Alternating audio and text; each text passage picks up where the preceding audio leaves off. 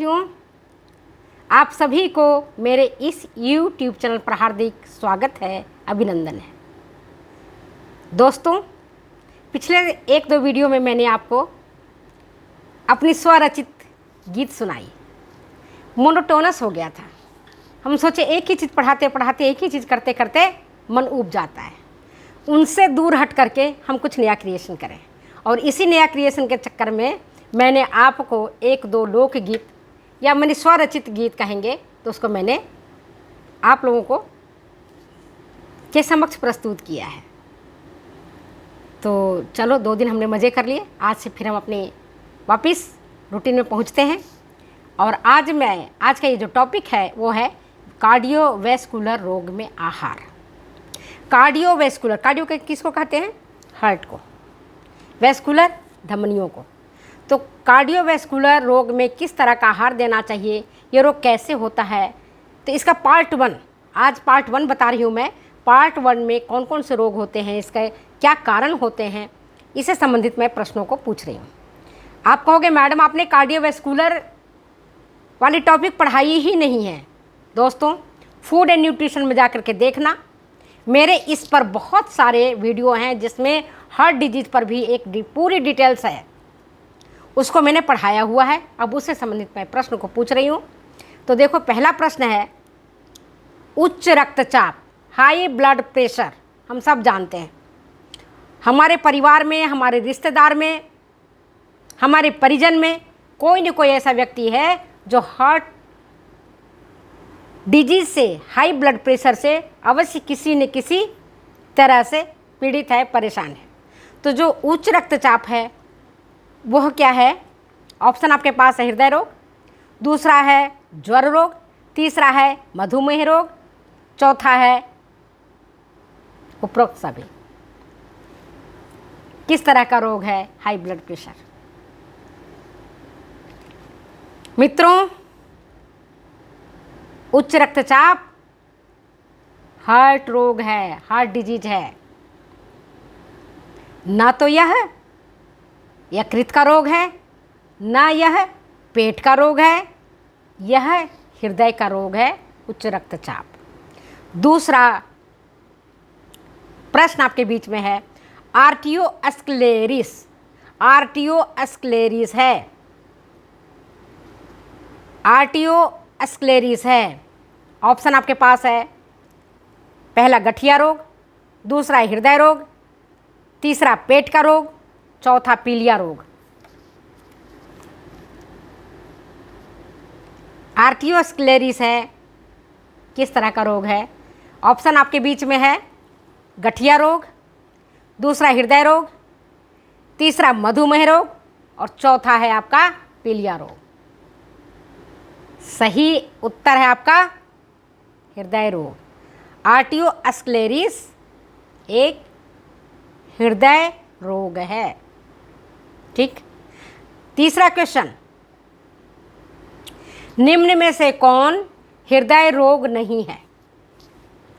निम्न में से कौन हार्ट डिजीज नहीं है? ऑप्शन आपके पास, पहला अथेरोस्क्लेरोसिस, दूसरा आर्टियोस्क्लेरोसिस, तीसरा कोरोनरी थ्रोम्बोसिस, चौथा सिरोसिस। सही उत्तर। प्रश्न फिर से सुनो, निम्न में से कौन हृदय रोग नहीं है? पहला ऑप्शन है अथेरोस्क्लेरोसिस, दूसरा है आर्टियोस्क्लेरोसिस, तीसरा है कोरोनरी थ्रोम्बोसिस और चौथा है सिरोसिस।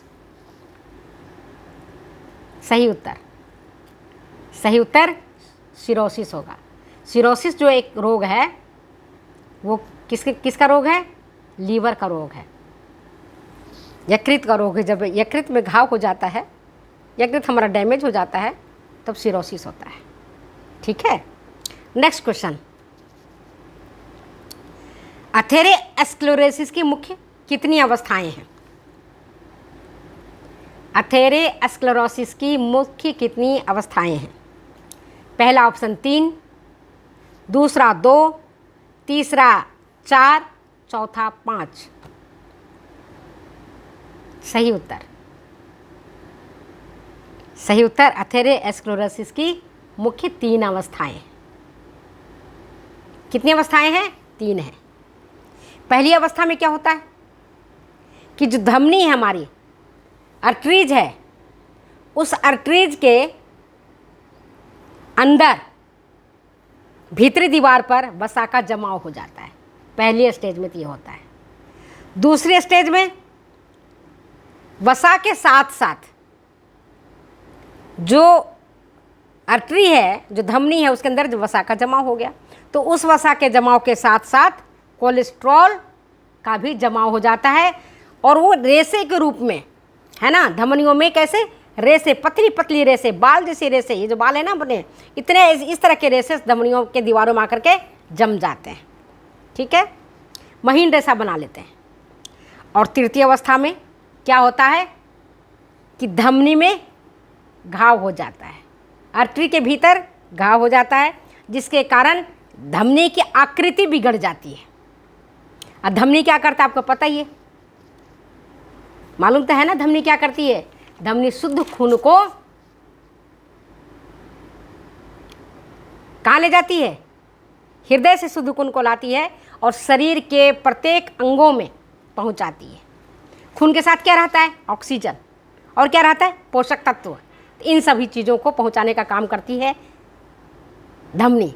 और धमनी एक नली है इस तरह का मान लो, और इस नली में अगर कोई जमाव हो जाएगा, वसा का जमाव, कोलेस्ट्रॉल का जमाव, मिनरल्स का जमाव, तो जो रक्त का प्रवाह है वो बाधित होता है। नली ही तो है ये, तो नली में अगर चीज़ जम जाएंगे तो क्या होगा? बाधित होगा, वो ठीक प्रकार से काम नहीं कर पाएगा। नेक्स्ट क्वेश्चन आपके बीच में, इनमें से कौन अथेरोस्क्लेरोसिस के कारण उत्पन्न रोग नहीं है? इनमें से कौन अथेरोस्क्लेरोसिस के कारण उत्पन्न रोग नहीं है? पहला सिरोसिस, दूसरा कोरोनरी ओक्लूजन, तीसरा कोरोनरी इन्फार्क्शन, और चौथा इनमें से कोई नहीं। सही उत्तर। क्वेश्चन फिर से दोहराती हूं, इनमें से कौन अथेरोस्क्लेरोसिस के कारण उत्पन्न रोग नहीं है? पहला सिरोसिस, दूसरा कोरोनरी ओक्लूजन, तीसरा कोरोनरी इन्फार्क्शन, और चौथा इनमें से कोई नहीं। अब हिंदी वाली छात्राएं कहेंगी मैडम हिंदी बताइए इसका, कोरोनरी ओक्लूजन का हिंदी होता है हृदय अंतरोध। कोरोनरी इन्फार्क्शन इसका जो हिंदी मीनिंग होता है हृदरोध गलन,